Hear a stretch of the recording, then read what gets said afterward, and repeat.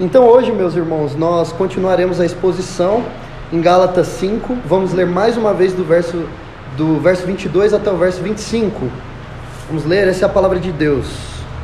Mas o fruto do Espírito é amor, alegria, paz, longanimidade, benignidade, bondade, fidelidade, mansidão, domínio próprio. Contra essas coisas não há lei. E os que são de Cristo Jesus crucificaram a carne com as suas paixões e os seus desejos. Se vivemos no Espírito, andemos também no Espírito. Oremos.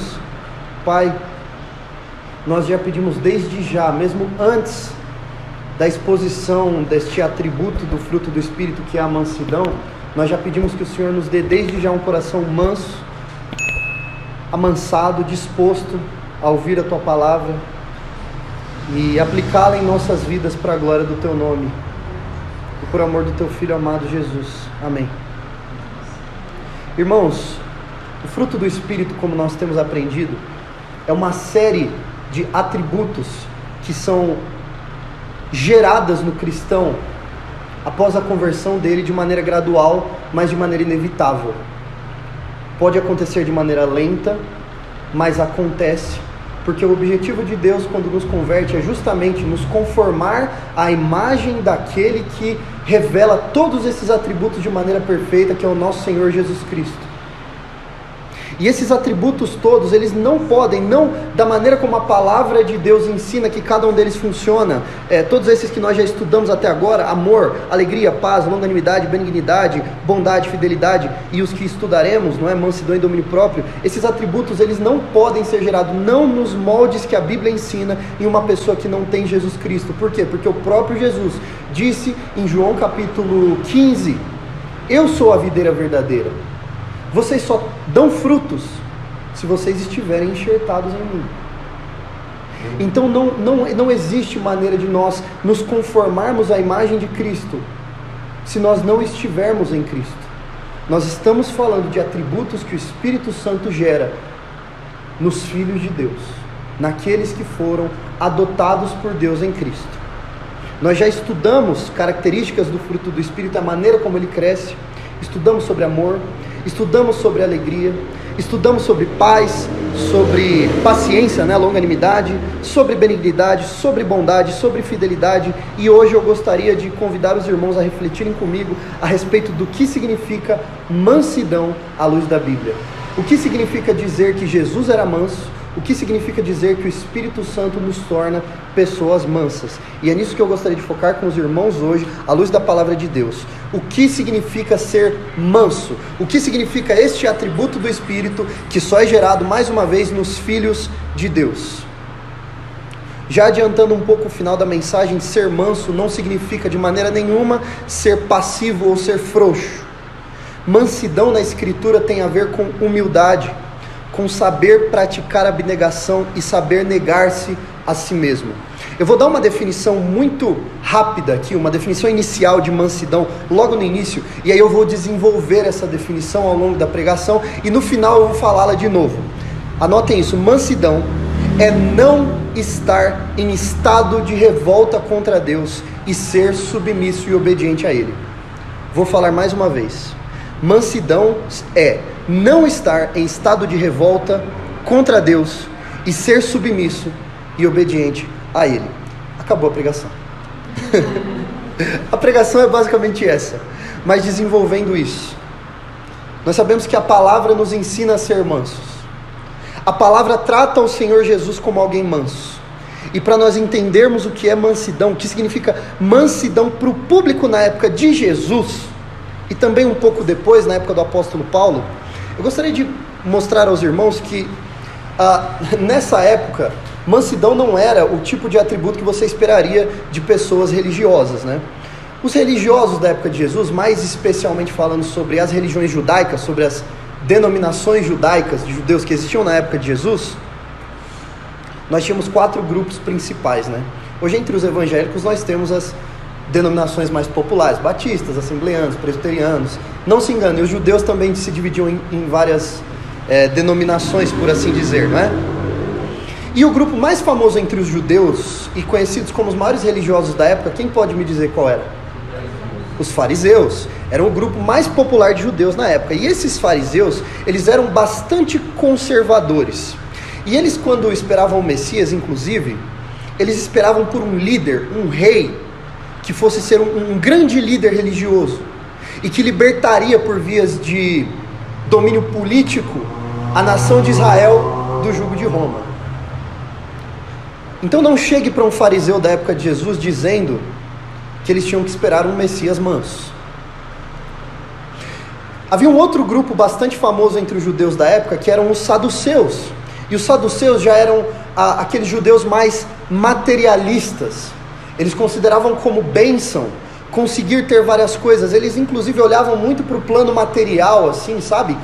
E eles eram muito rígidos com pessoas que acreditavam em coisas sobrenaturais. Eles não acreditavam em ressurreição, por exemplo.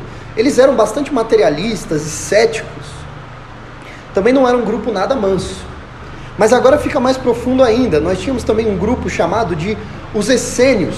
Os essênios que eles eram como judeus budistas, né? Eles eram pessoas que pregavam a respeito de um Messias que viria, que seria um grande Messias, um grande monge que viria causar uma ruptura ali no conceito religioso da época. Esses eram os essênios.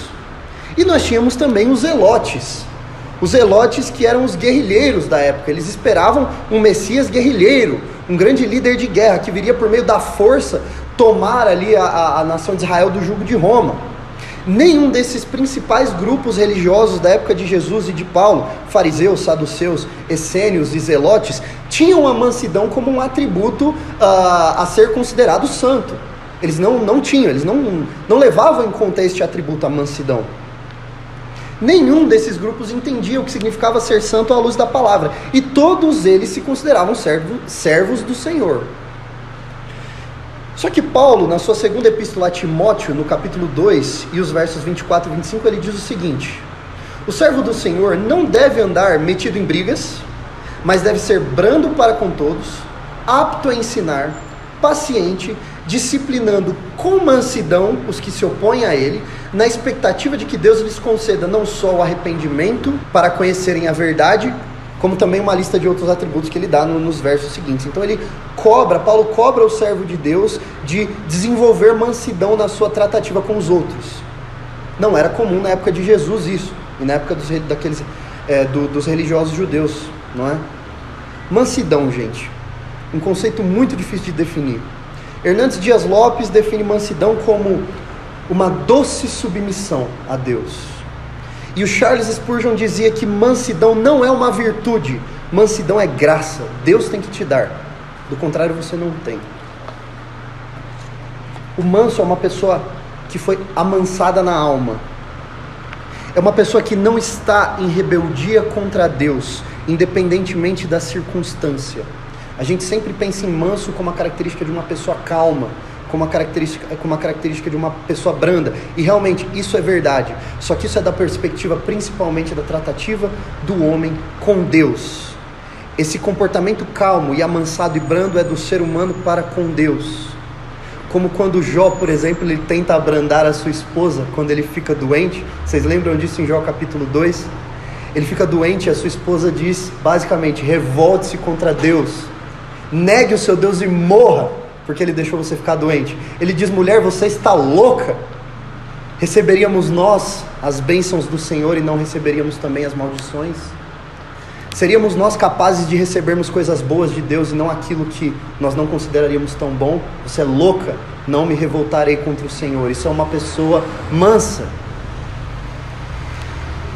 Gente, para isso ficar claro para todos, vamos pensar na palavra manso no grego original, porque assim, quando a gente estuda na faculdade a respeito de pregação, existe um ditado lá na faculdade, o pessoal fala assim: leve para o púlpito a comida pronta, não leve as panelas, né? Tipo, não chega no púlpito falando sobre os estudos que você fez, das línguas originais, isso não é para o púlpito, leve a comida pronta, não as panelas, é o que eles dizem, né? Mas eu acho interessante a gente trazer uma panelinha aqui para hoje, porque eu acho que isso vai ajudar a gente a entender. Vamos fazer uma análise da palavra manso na língua grega. A palavra grega para manso é a palavra praus, e ela significa basicamente suave, gentil. É a ideia de uma pessoa que ela é branda, compassiva, alguém que é paciente. E olha só para que esta palavra era usada na época do grego koiné, né? Do grego comum, do grego de Jesus. Ela era usada para definir um animal que havia sido domesticado. Olha que loucura, a palavra que a Bíblia usa para falar sobre mansidão é a mesma palavra usada no grego do Novo Testamento para definir um animal que foi domesticado, que foi amansado, que foi acalmado por um adestrador. Então qual é o tipo de mansidão que o Espírito Santo de Deus traz? Ele nos torna pessoas suaves, gentis, dispostos, submissos. E eu sei que a comparação é pesada, eu sei, mas é mais ou menos a mesma ideia de quando você leva um animal para ser domesticado. É mais ou menos a mesma ideia. Querem ver como isso faz todo sentido, irmãos? O que significa pecado? Pecado na Bíblia é basicamente revolta contra Deus. Isso é pecado, segundo a Bíblia. Então imagine um animal selvagem que destrói a tudo e que destrói a todos, e que destrói a si mesmo, revoltado. Estes somos nós, sem Jesus. E mansidão é o dom do Espírito que nos amansa. Mansidão é o dom do Espírito que nos adestra. Mansidão é o dom do Espírito que nos coloca numa situação de não mais revolta, mas de submissão com Deus. Submissão a Deus. Vejam como Tiago define, ele fala: portanto, deixando de lado toda a impureza e acúmulo de maldade, revolta contra Deus, acolham com mansidão a palavra implantada em vocês, que é poderosa para salvá-los. Veja, o que Tiago está dizendo aqui quando ele diz para nós recebermos a palavra com mansidão? É para a gente receber a palavra com calma? Ou com moleza? Ou com frouxidão? Não, é para nós recebermos a palavra com uma disposição servil, com submissão. Essa é a mansidão que a Bíblia fala que o Espírito Santo desenvolve em nós. Vamos ver alguns pontos a respeito de mansidão dessa perspectiva. Vejam, como eu disse, a palavra era usada para adestramento de animais, e a palavra define um animal que se tornou controlável. Anotem esse é o ponto 1. A palavra define um animal que se tornou controlável. Mais uma vez, eu sei que a alegoria é pesada, mas nós, em nosso estado pecaminoso, estamos sim em uma situação de revolta, e nós não somos controlados por nada nem por ninguém, só pelos nossos próprios impulsos, pelos nossos próprios desejos, nossos próprios sonhos. E fazemos isso em detrimento de tudo que está ao nosso redor. Se algo atrapalha os nossos planos, o objetivo natural de um ser humano sem Deus é tentar dar um jeito para que aquilo aconteça à minha maneira. E o nosso controlador, nosso treinador, nosso adestrador é o Espírito Santo de Deus. Quando ele habita em nós, a nossa conduta está sob o controle dele. Quando ele habita em nós, os nossos maus comportamentos, eles são castigados. Quando ele habita em nós, novos bons comportamentos são ensinados. Isso é o que significa o Espírito Santo nos tornar mansos. Nos tornamos controláveis. Ponto número 2. A palavra manso define um animal que se tornou útil para um trabalho. Útil para um trabalho. Vejam, para vocês pegarem um animal selvagem e fazer ele trabalhar para você, ele precisa ser controlado, amansado, adestrado, correto? Irmãos, quem mais consegue ou tem qualquer tipo de disposição para fazer a obra que Deus nos ordena sem um guia, sem um treinador, assim, só por boa vontade? Vão servir a Deus. Quem faz isso sem que alguém o conduza? Quem é essa pessoa que no seu estado normal tem toda essa disposição para servir a Deus? Isso não existe. Isso não existe. O Espírito Santo de Deus nos capacita a fazer o que Jesus ordenou em Mateus 28. Vão e façam discípulos de todas as nações, batizando-os em nome do Pai, do Filho e do Espírito Santo, ensinando-os a guardar todas as coisas que eu tenho ordenado a vocês, e eis que estou com vocês todos os dias até o fim dos tempos. Quem faz isso espontaneamente? Sai por aí pregando o Evangelho.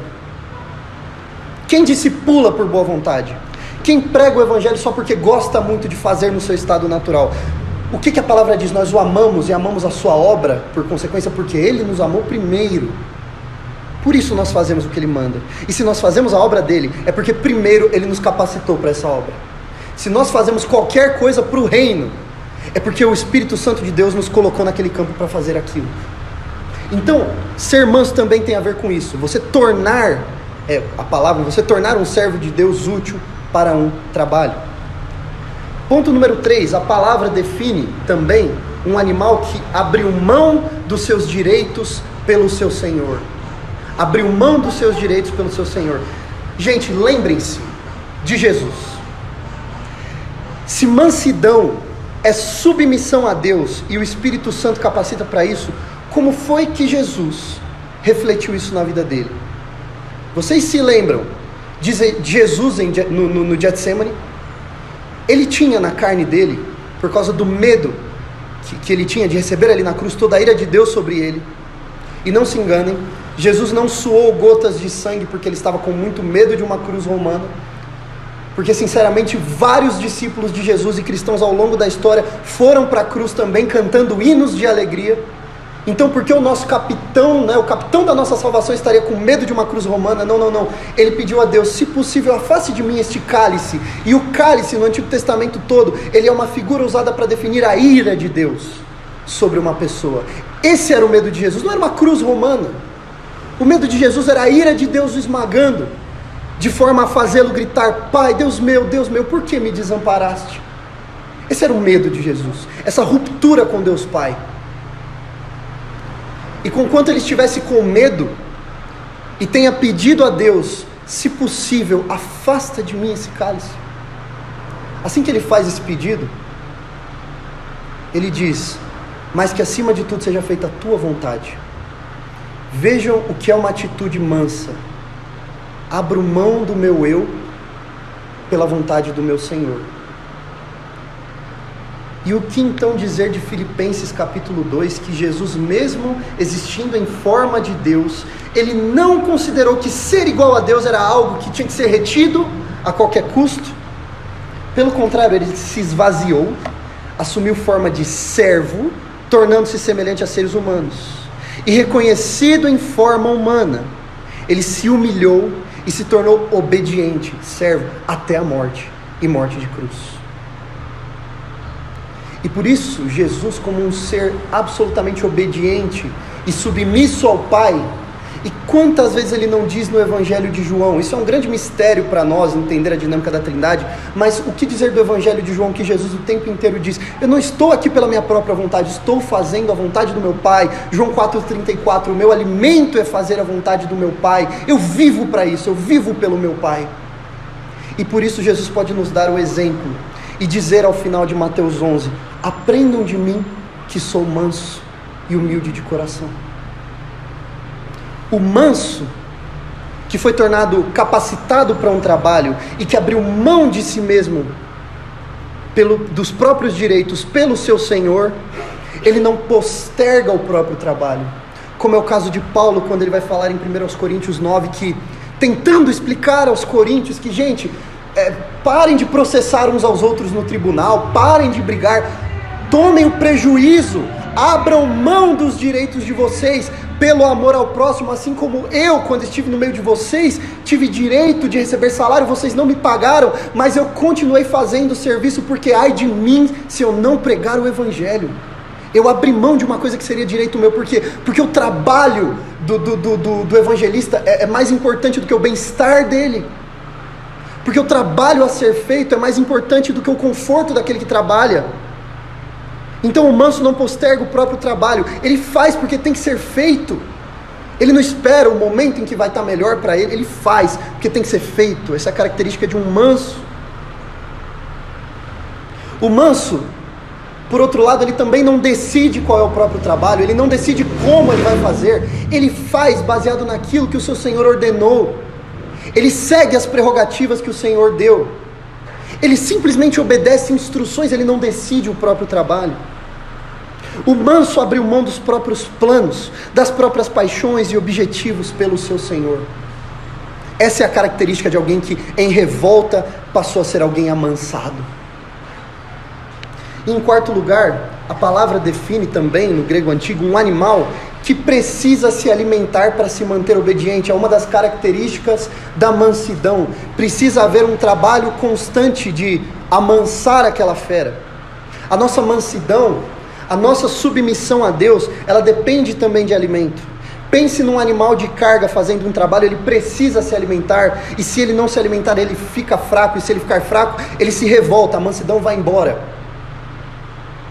O ponto é, o nosso Senhor, Ele nos dá o alimento, Ele nos oferece o alimento. Ele oferece o alimento o tempo inteiro para que nós continuemos amansados. Nós é que às vezes fazemos birra e recusamos. Ele vem aqui, alimenta, a gente, não, igual a Lorena. Apesar que a Lorena não faz isso, não. A Lorena qualquer coisa que você oferece. Alguém pode trazer uma aguinha para mim, por favor? Para eu continuar amansado aqui. Ele nos oferece alimento o tempo inteiro. Nós é que às vezes fazemos birra e recusamos. Irmãos, a palavra de Deus e a oração são o alimento das nossas almas. É o alimento certo para nos manter obedientes, submissos, calmos, mansos. Então, irmãos, sem esse alimento, sem aquilo que a palavra nos ensina que são meios de graça, meios pelos quais Deus aplica a graça dele a nós, como nós seremos submissos ao nosso Senhor, sem nos alimentar com o alimento que Ele nos oferece? Isso não vai acontecer. Então essas são as 4 características da palavra grega praus. Ela define um animal que se tornou controlável, ela define um animal que se tornou útil para um trabalho, define um animal que abriu mão dos seus direitos pelo seu Senhor, e define um animal que precisa se alimentar para se manter obediente. E de novo, vou falar pela terceira vez, eu sei que a alegoria é bem pesada, e não estou aqui chamando ninguém de animal. Obrigado.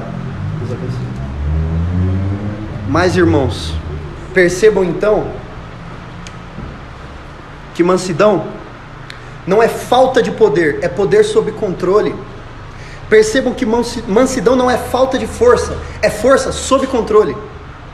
Você quer falar de alguém mais manso que Jesus nesse sentido? Que tinha toda a ira de Deus que poderia ser derramada, porque Ele mesmo sendo Deus, poderia derramar toda a ira dele sobre o povo, que merece ir para o inferno, e Ele a contém.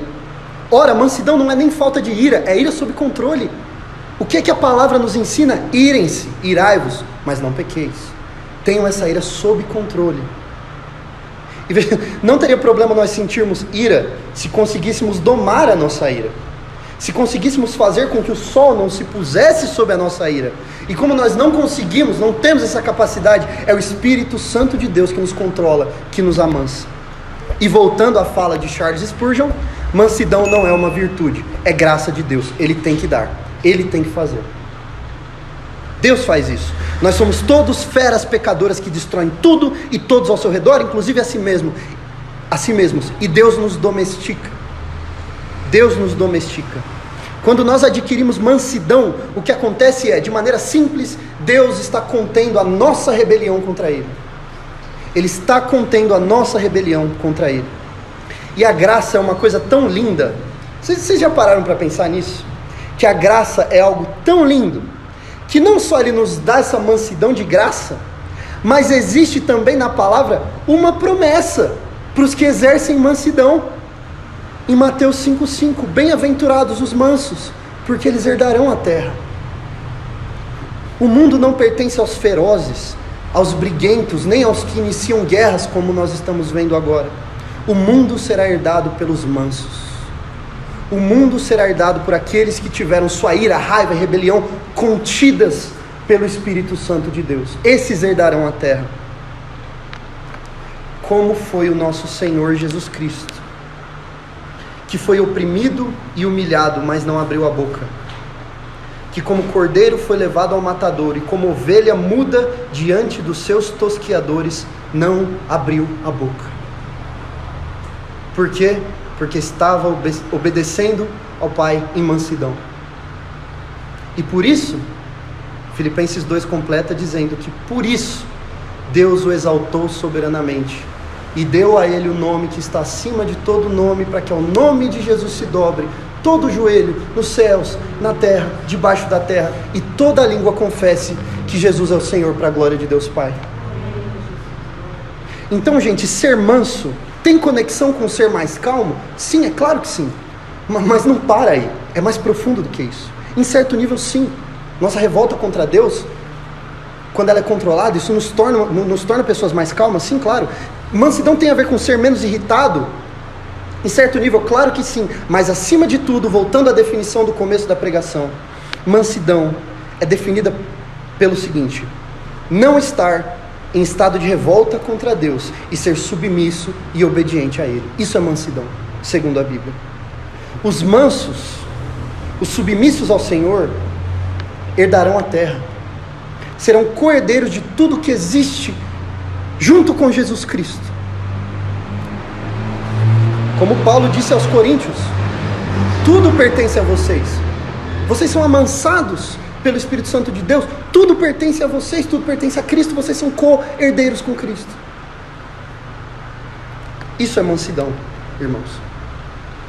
E como eu disse no início dessas exposições, todo elemento do fruto do Espírito possui um oposto e possui também uma versão falsa. E o oposto de mansidão seria ser totalmente voltado para o seu interior. É só se preocupar com o seu eu. Isso é o oposto de mansidão, porque aí você não é submisso. Então o oposto de ser manso, nesse caso, seria ser insubmisso. Não saber se submeter a autoridades, não saber se submeter a Deus. Agir com braveza todas as vezes que algo, que a vontade do seu mestre e a sua vontade se chocam, você se revolta. O oposto de mansidão é ferocidade combatida, é um espírito feroz que só obedece àquilo que lhe agrada. Isso é o oposto de mansidão. Agora, uma versão falsa da mansidão, isso a gente precisa desenvolver bastante para a gente não ler os atributos que a Bíblia nos ensina à luz daquilo que o mundo conhece como sendo aquele atributo. Vejam, mansidão não é, versão falsa aqui, não é só ser educadinho. Qualquer ditador pode fazer um curso de etiqueta. Olha, não é sabido que o Marcola, o Fernandinho Beiramar leram dezenas e centenas de livros e se tornaram eruditos lá dentro da cadeia? Educados. Mansos? De maneira nenhuma. Segundo, ser manso também não significa ser tímido, ser covarde, ser frouxo. Isso não significa ser manso. Estevão é chamado em Atos capítulo 7 de alguém manso. E se tem uma coisa que o primeiro mártir da igreja não era, é frouxo. Ele não era frouxo, mas ele é chamado em Atos 7 de alguém manso. Por quê? Plenamente submisso às ordens do Pai. Terceiro, ser manso não significa ser conivente com tudo para evitar briga, ser o isentão, ser o sensal, ser neutro, tentar agradar gregos e troianos, sabe? E, na verdade, esse as pessoas que têm esse perfil, conivente com tudo, que nunca briga pelas próprias posições, por aquilo que acredita ser verdade, essas pessoas são as principais responsáveis pelo fato de que os falsos mestres continuam pregando e os corruptos continuam governando. É esse espírito que hoje, é que essa palavra já ficou meio nefasta, porque ela foi muito popularizada, mas é aquele espírito isentão, com uma licença poética aqui para usar a palavra dentro das nossas categorias aí, não das categorias que o mundo usa. Então não é isso, tá? Ser manso não é querer agradar todo mundo o tempo inteiro.